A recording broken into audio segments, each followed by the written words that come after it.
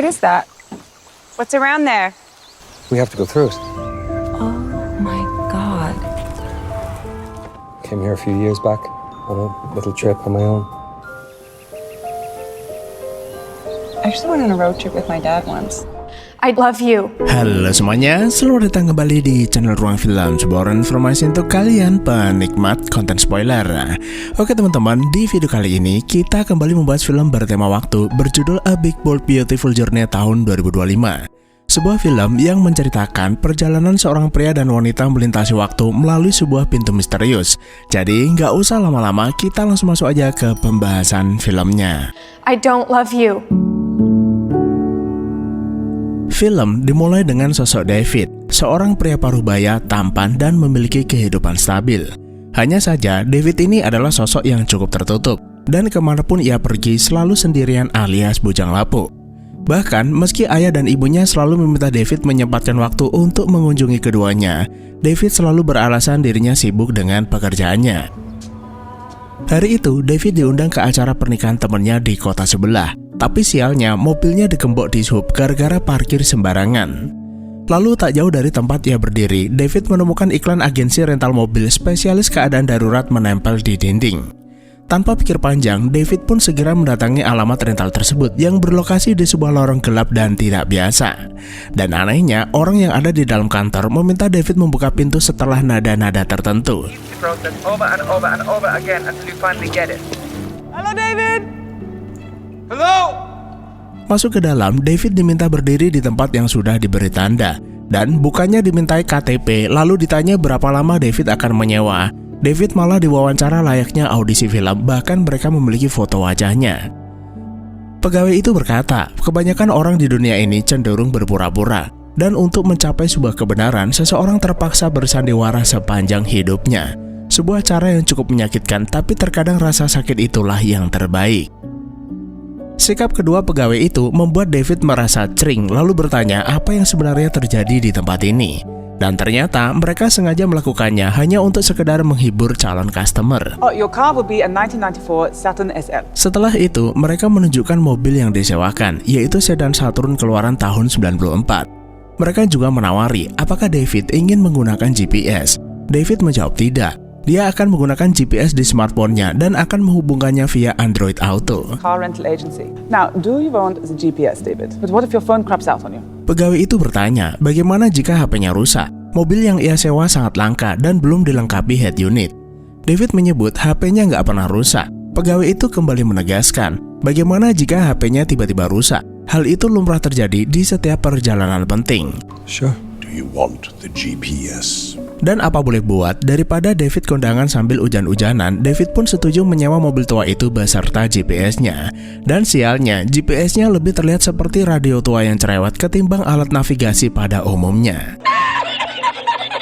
Sampai tujuan, hujan turun semakin deras. Sesaat setelahnya, seorang wanita bernama Sarah datang menggunakan jenis mobil yang sama, yang ada kemungkinan keduanya ngerental di tempat yang sama. Nah, ketika upacara pernikahan berlangsung, David dan Sarah tanpa sengaja saling memandang satu sama lain. Namun, keduanya menganggap hal itu lumrah terjadi. Sampai akhirnya, seorang wanita yang kebetulan adalah teman David dan Sarah memperkenalkan keduanya. Karena dia tahu mereka berdua adalah jombloan dan jomblowati. Terlebih, David dan Sarah ternyata tinggal di kota yang sama. Tapi sayangnya, perkenalan itu tidak membawa warna yang berarti. Karena David terlalu pendiam dan Sarah nggak suka didiemin.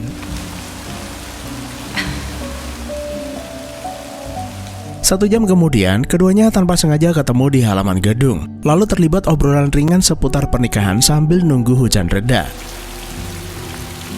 Dalam percakapan itu, Sarah mengungkapkan bahwa ia belum tertarik dengan hubungan asmara dan pernikahan. Karena terkadang tanpa persiapan yang baik, pernikahan justru mendatangkan kesedihan. Berbeda dengan David yang berkeinginan menikah, menjadi seorang ayah dan punya 5 anak. You wanna marry me? Huh? You wanna marry me? Nah, tanpa diduga, Sarah malah bertanya, apakah David mau menikahinya? David lalu balik bertanya, bukankah Sarah belum tertarik dengan pernikahan? Sarah menjawab, dia berubah pikiran dan tidak akan menolak jika David mau menikahinya. Namun, alih-alih menjawab pertanyaannya, David menyebut Sarah sudah mematahkan hati banyak pria. Sarah tidak mengiyakan, tapi tidak juga mengelak. Sarah sengaja bertanya pada David karena tahu dirinya masih bujang, dan menduga salah satu alasan kenapa David belum menikah, karena David pernah menyakiti seseorang di masa lalu. I'm gonna go dance. All right, enjoy. Karena hujan gak kunjung reda, Sarah ngajak David berdansa. Tapi David menolak karena dia nggak bisa dansa. Malam itu, David memutuskan menginap. Sampai di hotel, David merasa menyesal karena sudah menolak ajakan Sarah berdansa. Padahal dansanya cuma joget-joget biasa dan ajakan itu bisa menjadi kesempatan emas dapat pasangan. I wish you would. Do you want to go on a big, bold, beautiful journey? Esok harinya, saat perjalanan pulang, GPS itu tiba-tiba bertanya, apakah David ingin sebuah perjalanan besar dan bermakna? Seolah-olah GPS itu memiliki teknologi AI dan ingin berkomunikasi dengan David. Meski David dibuat bingung dengan cara kerja GPS itu, David tanpa ragu menjawab ya. Namun sebelum melanjutkan perjalanan, David mampir ke sebuah restoran burger untuk makan siang. Tanpa disangka, David bertemu dengan Sarah di resto tersebut. Secara mereka tinggal di kota yang sama. Keduanya pun kembali terlibat obrolan ngalor ngidul. David bertanya apa rencana Sarah sesampainya di rumah. Tapi Sarah malah balik bertanya, apakah David sengaja bertanya karena ingin mengajaknya berkencan. Semalam ia meminta David menikahinya, tapi David tidak menjawab. David merasa Sarah hanya menggodanya, dan Sarah berkata dia nggak tahu harus ngomong apa karena David tidak menjawab pertanyaannya. Oh ya? This is the only ring I'll be getting from you. Tanpa terasa, hari sudah semakin siang dan hujan mulai reda. David akan melanjutkan perjalanan sesuai petunjuk GPS, sementara Sarah akan kembali ke kota.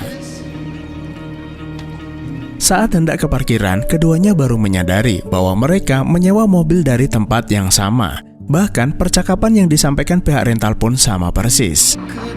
Pick up Sarah.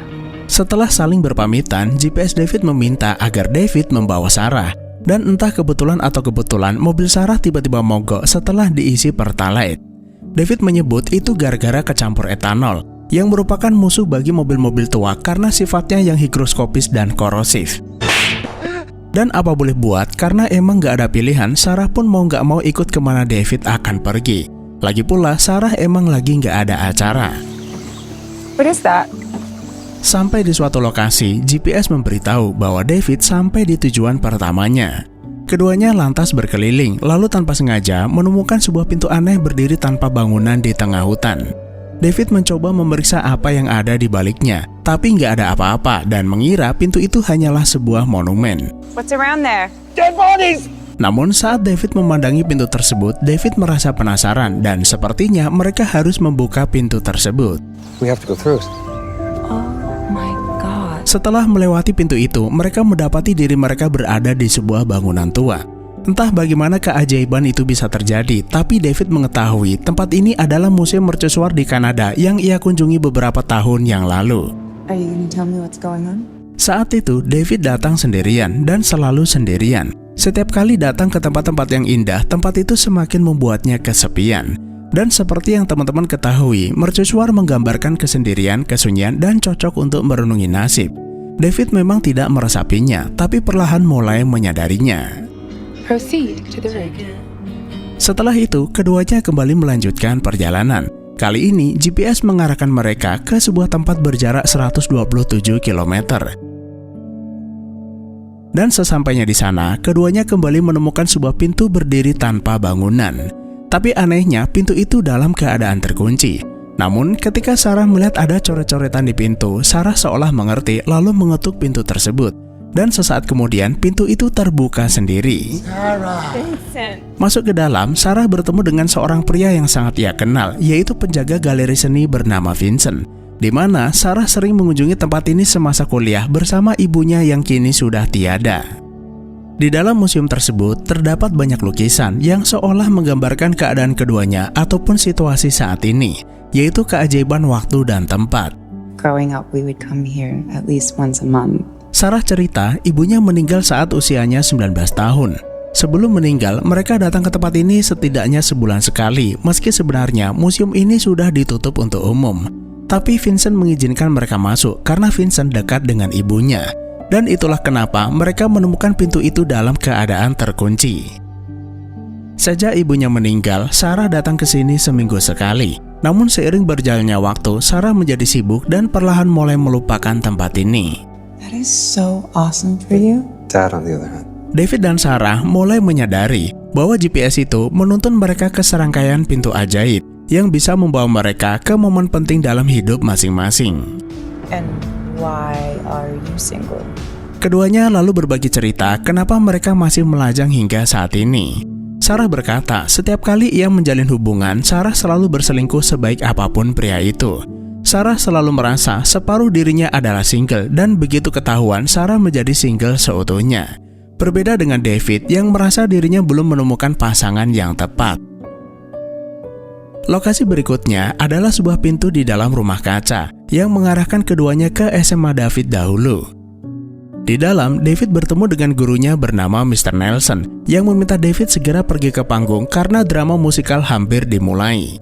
David terkejut mendapati gurunya tersebut masih hidup, yang seharusnya sudah meninggal ketika David berusia 19 tahun karena sakit pankreas. David bertanya berapa usianya saat ini. Mr. Nelson menjawab tentu saja 15 tahun. Namun sebaliknya, saat Sarah bertanya berapa umurnya, Mr. Nelson menjawab mungkin sekitar 40 tahun. Nah, dari situlah kita bisa menyimpulkan bahwa ketika David dan Sarah berada di masa lalunya masing-masing, usia mereka menyesuaikan dengan keadaan saat itu. Oh wow, okay. She says I don't love you. Perhatian David tiba-tiba tertuju pada sosok gadis manis bernama Cheryl. Cheryl adalah cinta pertamanya sekaligus lawan mainnya di drama musikal tersebut. Saat itu David begitu tergila-gila padanya, tapi gadis itu menolak cintanya sampai-sampai membuatnya menangis 7 hari 7 malam. Nah, ketika Sarah duduk menunggu acara dimulai, Sarah tanpa sengaja melihat kedua orang tua David yang sudah nggak sabar melihat putranya tampil. Dari percakapan mereka, Sarah bisa melihat betapa David begitu istimewa di mata kedua orang tuanya. Di lain sisi, Sarah sendiri sebenarnya sangat menyukai drama musikal, tapi sayangnya dia nggak pernah punya kesempatan tampil semasa di sekolah. Now, let us assume you are young. Tanpa disangka, meski pertunjukan itu sudah berlalu sekian tahun, David tampil dengan sempurna dan membuat semua penonton terkesima. Saat jeda pertunjukan, David nggak kuasa menahan gejolak perasaannya terhadap Cheryl, lalu menyatakan ulang cintanya pada gadis tersebut. Padahal David sudah tahu kalau gadis itu bakal menolak cintanya. But not maybe.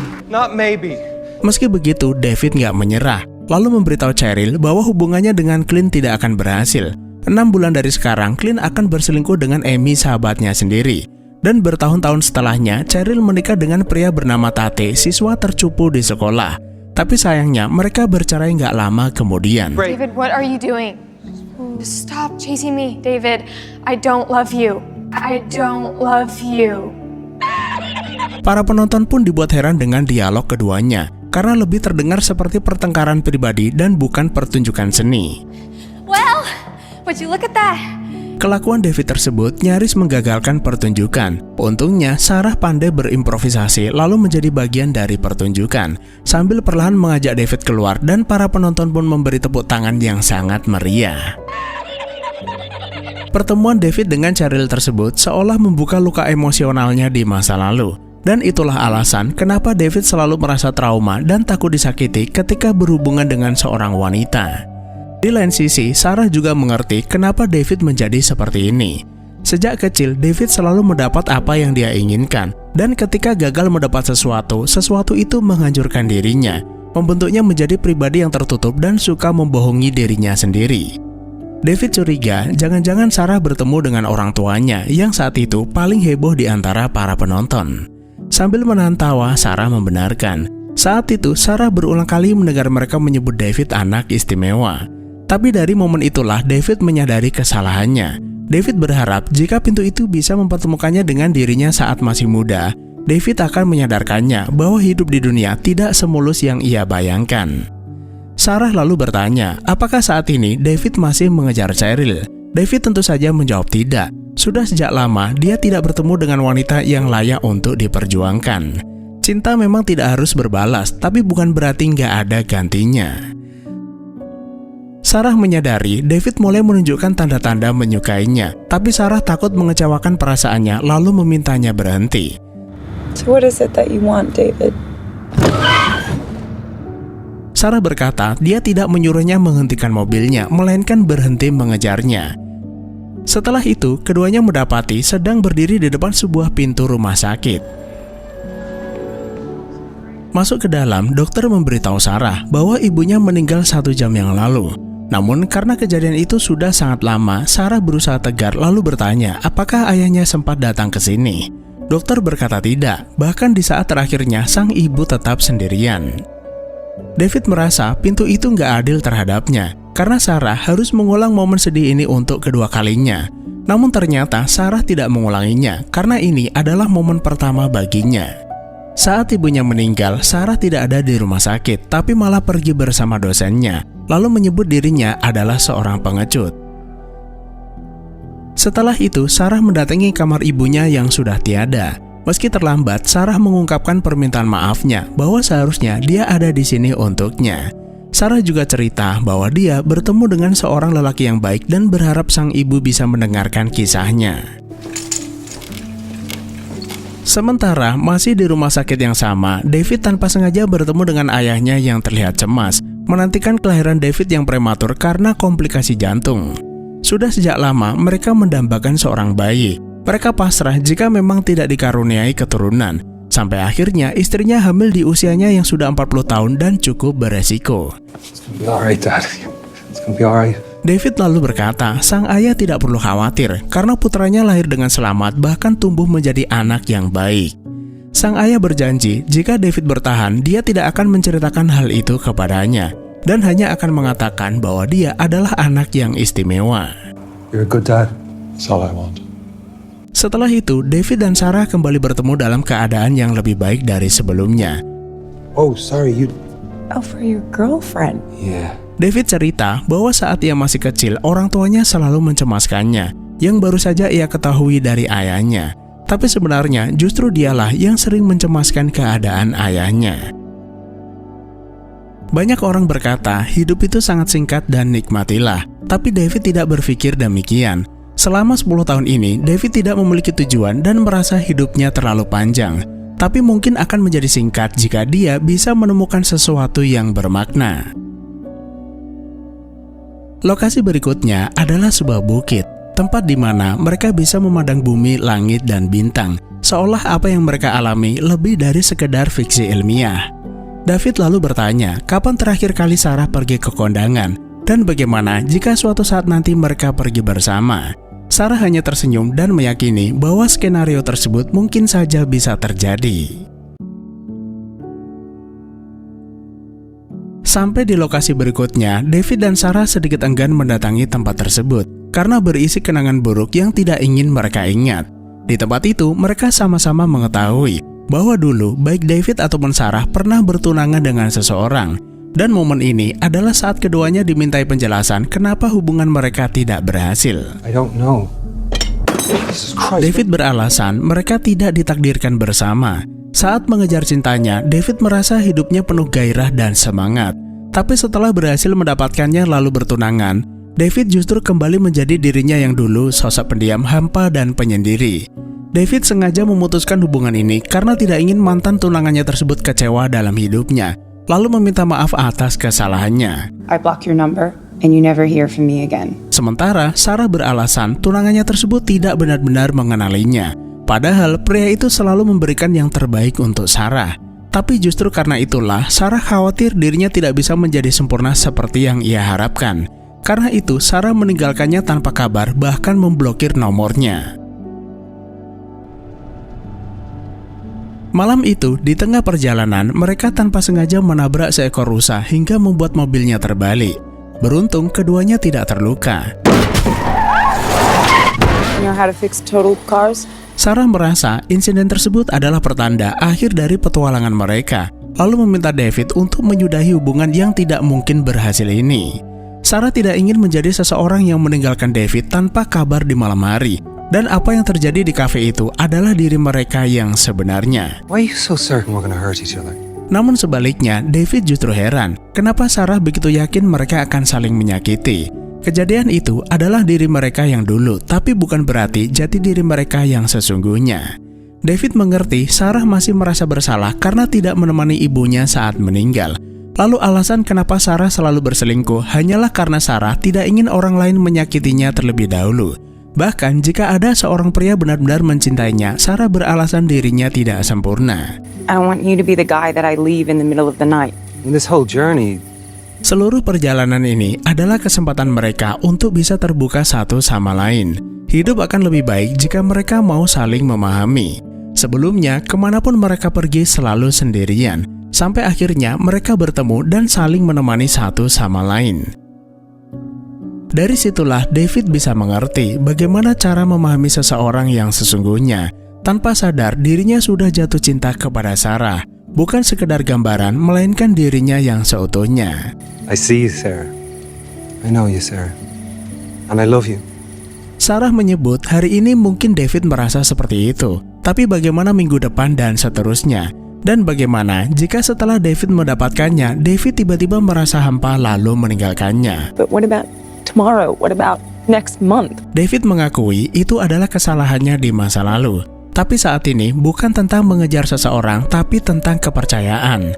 Apa yang perlu mereka lakukan setelahnya hanyalah menikmati hidup dengan cara sesimpel mungkin. Seperti minum teh di pagi hari, jalan-jalan di sore hari, atau berbagi kehidupan seperti yang orang lain lakukan. Akan tetapi, Sarah masih belum bisa menerima penjelasan David. Dan menurutnya, hubungan mereka tidak sepadan dengan resikonya. David mengerti dan menghormati keputusan Sarah. Dia juga tidak akan memaksa seperti yang pernah ia lakukan dahulu.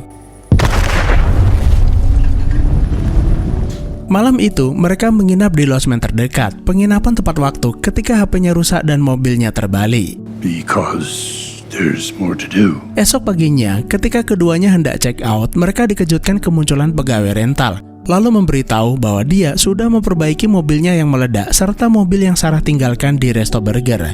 Karena sepertinya masih ada beberapa hal yang harus mereka lakukan. Bahkan dia juga memberi hadiah sepasang payung untuk berjaga-jaga. Setelah itu, David mengantar Sarah pergi ke resto burger untuk mengambil kendaraannya. Sesampainya di sana, keduanya tidak mengucap sepatah kata pun, meski keduanya terlihat enggan meninggalkan satu sama lain. You'll reach home in 1 hour and 33 minutes with normal traffic. Lalu di tengah perjalanan, GPS milik David dan Sarah meminta keduanya menuju lokasi yang sudah ditentukan. Tapi keduanya menolak dan hanya ingin secepatnya sampai di rumah. Namun, bukannya menunjukkan arah yang sesuai, GPS malah membawa keduanya ke sebuah pintu rumah masa kecil mereka. Masuk ke dalam, David disambut ibunya yang memanggilnya dengan sebutan sayang. Hal itu membuat David merasa aneh lalu bertanya berapa umurnya. Sang ibu berkata 57, membuat David segera menyadari bahwa kali ini dia tidak berperan sebagai dirinya sendiri, melainkan sebagai ayahnya. Ibunya lalu memintanya segera menemui anaknya alias dirinya sendiri. Sepanjang malam, anak itu terus menangis gara-gara Cheryl menolak cintanya. Masuk kamarnya, David turut menyesal apa yang terjadi pada dirinya sendiri. Namun tanpa disangka, David muda justru mencemaskan keadaan sang ayah. Setelah mengetahui dari sang ibu bahwa sang ayah ikut sedih gara-gara cintanya ditolak. David memberitahu memang seperti itu cara kerja dunia. Hidup tidak semudah yang ia bayangkan serta penuh ketidakpastian. Tidak selalu apa yang ia inginkan harus didapatkan. Tapi David ingin ia percaya bahwa kedua orang tuanya selalu ada untuk dirinya. Setelah itu, keduanya bermain video game. David muda tidak menyangka sang ayah jago memainkannya. Dan hal tersebut membuat kesedihan David perlahan terobati dan berjanji akan lebih baik dari sebelumnya. David merasa lega mendengar perkataan dirinya sendiri, lalu berkata bahwa dirinya istimewa. You're special. Sementara di rumahnya sendiri, Sarah mendapati ibunya masih hidup dan ketiduran di atas sofa. Sama seperti David, Sarah juga bertanya berapa usianya. Sang ibu berkata 12, yang artinya Sarah kembali ke masa kecilnya. Sarah yang begitu merindukan ibunya langsung memeluknya. Hal itu membuat ibunya heran seolah lama tidak bertemu. Lalu di kesempatan ini, Sarah mengungkapkan semua hal yang dulu ingin ia ungkapkan pada ibunya. Tapi Sarah meminta sang ibu menganggapnya sebagai wanita dewasa agar percakapan mereka lebih nyambung. Sarah cerita ia selalu gagal pada sebuah hubungan. Sang ibu pun mengerti hal tersebut karena dia mengalaminya sendiri. Namun ia menyadari jika kesempatan untuk menikmati momen kebahagiaan itu datang kembali, sang ibu tidak akan pernah menyanyiakannya. Perkataannya tersebut membuat Sarah mengerti apa yang dimaksud David sebelumnya, bahwa setiap orang memiliki kesempatannya sendiri untuk mengambil sebuah keputusan. Esok paginya, keduanya pulang ke kota untuk mengembalikan kendaraan yang mereka sewa. Sampai di sana, David bertanya, apakah kantor ini adalah biro jodoh yang berkedok rental mobil. Mereka tidak mengiyakan tapi juga tidak mengelak. Layanan belahan jiwa terkadang memudahkan urusan seseorang dalam menemukan jodohnya. Dan ternyata mobil yang disewa Sarah sedianya akan disewa seorang wanita bernama Stacy. Tapi dia nggak jadi datang dan Sarah datang di menit-menit terakhir. Dan untungnya Sarah adalah pemeran pengganti yang sempurna. Sampai di rumah, David kembali ke kehidupan lamanya, tetap menjomblo, namun hidupnya terasa lebih bermakna dari sebelumnya. Sementara itu, ketika Sarah hendak mengembalikan mobilnya, Sarah berubah pikiran lalu meminta GPS menunjukkan rumah David. How'd you find me? GPS. Saat bertemu dengannya, Sarah berterus terang bahwa sepanjang malam dirinya berusaha memahami perkataan David dan memutuskan akan mengambil kesempatan itu untuk berbagi kehidupan bersamanya, dan akhirnya film pun berakhir dengan bahagia. I think we could be content together. I want to say something now, and because I am in love with you. Nah, jadi teman-teman, terlepas dari anomali perjalanan waktu yang mereka lakukan ke masa lalu, film ini memiliki pesan moral bahwa menyembuhkan masa lalu adalah kunci untuk melangkah maju. Film ini mengajarkan kita bahwa penyesalan dan rasa bersalah di masa lalu akan selalu mempengaruhi keputusan di masa depan yang justru akan menghambat jalannya kehidupan. Kehidupan David dan Sarah mulai berkembang ketika mereka berani menghadapi kenangan menyakitkan dan bukan melarikan diri darinya. Seperti ketika David berterus terang gagalnya hubungan dengan tunangannya, serta Sarah yang berani datang ke rumah sakit ketika ibunya tiada. Selain itu, film ini juga mengajarkan kita bahwa mencintai seseorang artinya berani mengambil resiko. Karena memang tidak ada jaminan segalanya akan berjalan dengan sempurna. Dan seandainya terjadi kesalahan ataupun kegagalan, hal itu bukan sebuah kelemahan, melainkan bagian penting dari pembentukan diri. Kita memang tidak bisa mengubah masa lalu, tapi kita bisa berdamai dengannya. Perjalanan waktu yang mereka alami bukan tentang memperbaiki masa lalu, tapi tentang memahami dan menerima apa yang sudah terjadi agar kita tidak hidup dalam penyesalan. Jadi cukup sekian saja. Terima kasih udah menonton. Sehat selalu buat teman-teman dan sampai jumpa di next video.